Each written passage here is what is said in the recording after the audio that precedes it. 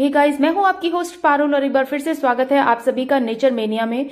दोस्तों, नवंबर मंथ में जो है मैंने बीज बोए थे। किस चीज के आप देख सकते हैं, मोरपंखी के बीजों को बोया था। और ये देखिए, बिस्किट के छोटे से कंटेनर में मैंने इनको लगाया था और प्लांट जो है उग भी गए हैं। और जनवरी के फर्स्ट वीक से ही ये दिखाई देने स्टार्ट हो गए थे। और मुझे यकीन नहीं हो रहा था कि ये वही वाला प्लांट है, क्योंकि बीज बिल्कुल चिन्नू सा था, जरा सा बीज था। और उनको मैंने इस तरह के छोटे छोटे से कंटेनर्स में डाला था और किस तरह का पॉटिंग मिक्स मैंने बनाया था तो आप वीडियो में जाकर देख सकते हैं। नवंबर मंथ मोरपंखी के बीजों को बोने के का बेस्ट महीना होता है। तो आज मैं इन्हें करने वाली हूँ शिफ्ट, क्योंकि गर्मियों से पहले पहले इनको करना होगा शिफ्ट। देखिए, मिट्टी इतनी भुरभुरी है कि पौधा जो है इसमें से अब बाहर निकल जा रहा है। मिट्टी निकल गई है लेकिन पौधा वहीं रह गया है। जड़ काफी लंबी होगी इसकी, तो मैं इसे धीरे धीरे जो है निकालने की कोशिश कर रही हूँ, क्योंकि सर्दियां खत्म होने से पहले पहले ही मुझे इसे शिफ्ट करना होगा किसी बड़े कंटेनर में। तो बहुत ज्यादा कंटेनर बड़ा नहीं लेना है अभी मुझे, क्योंकि अभी ये पौधा बहुत ज्यादा छोटा है। तो हद से हद 10 या 6-7 इंच के प्लांट पॉट में आप इसे शिफ्ट कर सकते हैं। तो ये सबसे बड़ा पौधा है, लेकिन इसकी जड़ जो है वो निकालने के चक्कर में टूट गई, तो मैंने इसे फिर भी दूसरी जगह पर शिफ्ट किया है। देखते हैं कि ये कितना चल पाता है। थोड़ी सी जड़ इसमें अभी भी दिखाई दे रही है। इसकी जड़ इतनी लंबी होगी मुझे बिल्कुल भी आइडिया नहीं था, क्योंकि बीज मैंने फर्स्ट टाइम लगाए थे इसके। तो मैं इसे कर रही हूं एक छोटे से गमले में ही शिफ्ट, जो कि 6-7 इंच का गमला है। और जब ये बड़ा हो जाएगा या फिर ये नहीं चलेगा तो यहीं पर पता चल जाएगा इसका। तो मैंने इसको एक छोटे ही गमले में शिफ्ट किया है। बाकियों को भी मैं जो है शिफ्ट करने वाली हूं, तो उसके लिए भी मुझे बहुत ही ज्यादा सावधानी करनी पड़ रही है। लेकिन दूसरे वाले का भी यही हाल हुआ और दूसरे की भी जड़ इतनी ज्यादा लंबी थी कि पूरी तरह से जड़ इसकी भी नहीं निकल पाई। तो इसको भी करूंगी जो है छोटे ही गमले में शिफ्ट। और अब मैं जो है पूरी की पूरी मिट्टी निकाल कर ही इस तीसरे वाले प्लांट को शिफ्ट करने वाली हूं। तो मैं कैसे शिफ्ट करूंगी ये दिखा देती हूँ। थोड़ी सी भी असावधानी हो जाए तो प्लांट जो है आपका खराब हो सकता है। हालांकि इसकी जड़ इतनी हार्डी लग रही है मुझे कि ये भी खराब नहीं हुई होंगी, क्योंकि रूट तो ये है ही। तो मैंने इसको भी कर दिया है एक छोटे प्लांटर में ही शिफ्ट।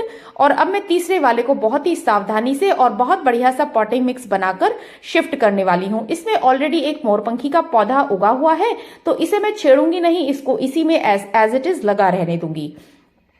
ये देखिए, यहाँ पर मैंने ये करी पत्ते की कटिंग लगाई हुई थी और कटिंग बहुत अच्छे से प्रोपोगेट हो गई है। ये लास्ट ईयर की कटिंग है। और इसके बराबर में जो छोटा सा पौधा दिख रहा है ना, ये बीज से उगाया हुआ पौधा है। और बीज यहीं पर मैंने इसके बराबर में बीज भी डाल दिया था, तो ये बीज से उगा हुआ पौधा है। और देखिए, सर्दियां होने के बावजूद भी ये पौधा कहीं नहीं गया और पूरा अच्छी खासी जो है बाहर ही ये रखा हुआ था। और दिल्ली में तो अच्छी खासी ठंड भी होती है। तो इसमें मिला दी है मैंने 1 मुट्ठी कंपोस्ट और 1 मुट्ठी मैंने कोकोपीट भी डाल दी है। बहुत अच्छे तरीके से इसको कर लूंगी, इसकी मिट्टी को मिक्स।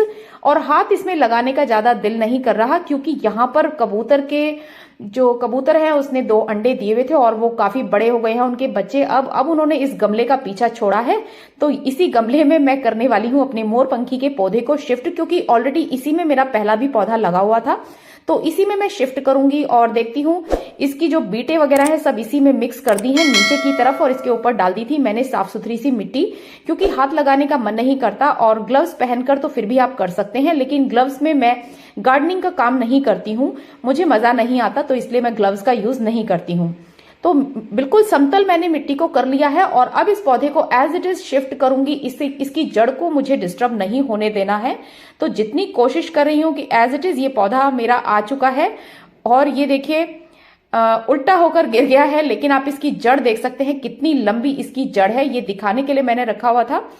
अब मैं इसको ऐसे ही सीधा कर दूंगी, क्योंकि इसकी जड़ पूरी की पूरी ही आ गई है और ये पौधा कहीं नहीं जाने वाला, अगर कबूतर ने इसको नहीं छेड़ा तो। क्योंकि कबूतर इस वाले गमले पर खास तौर से आकर बैठते हैं। इस वाले गमले से बहुत ज्यादा प्यार है उन कबूतर के बच्चों को जो कि इस गमले में पैदा हुए हैं।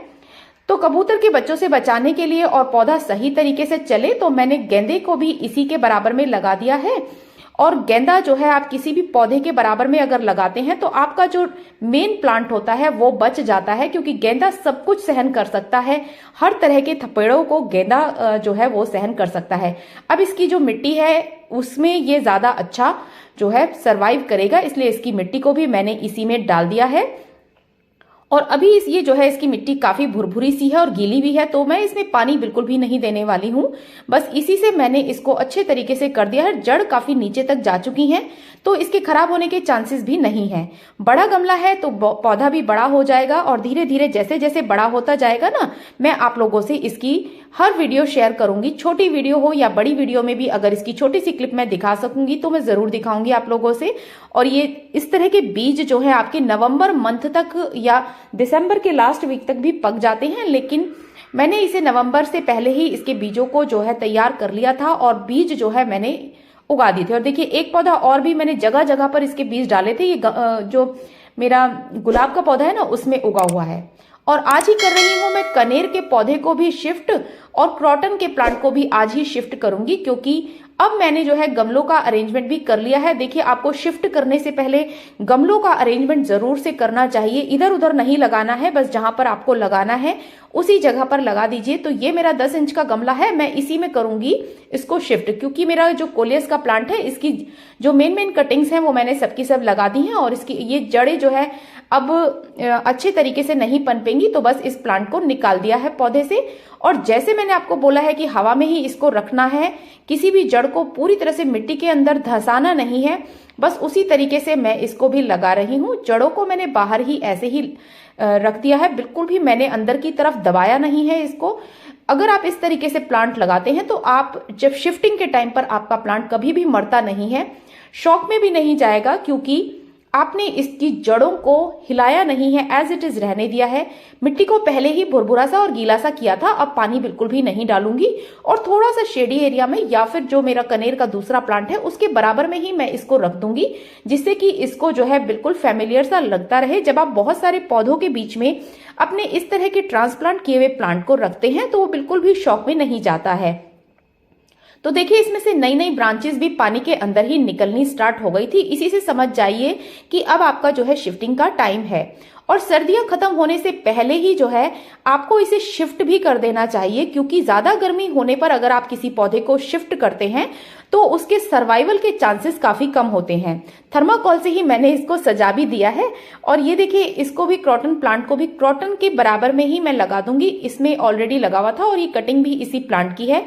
ये प्लांट मेरा खराब होना स्टार्ट हो गया था और इस पर सफेद सफेद से भुरभुरे से जो है कीड़े उड़ने वाले चिपक गए थे, लेकिन मैंने इस प्लांट को बचा लिया। और बचाया कैसे है, मैंने एलोवेरा का जो सैप होता है उस वाले पानी से इसको स्प्रे किया और ये प्लांट मेरा सर्दियां होने के बावजूद भी बच गया। और इसे फुल सनलाइट में मैंने रख दिया था, क्योंकि ये थोड़ा सा शेडी एरिया में था, तो धूप अच्छी खासी चाहिए उस टाइम पर जब कीड़े लगने की संभावना हो। तो बस एलोवेरा के सैप से आप बहुत सारे पौधों को बचा सकते हैं। देखिए ये हो गया है मेरा तैयार। और आज की वीडियो आप लोगों को कैसी लगी कमेंट करके जरूर बताइएगा। और अगर चैनल पर नए हैं तो चैनल को सब्सक्राइब जरूर कर लें। वीडियो अच्छी लगी है तो लाइक शेयर जरूर करें। Thanks for watching.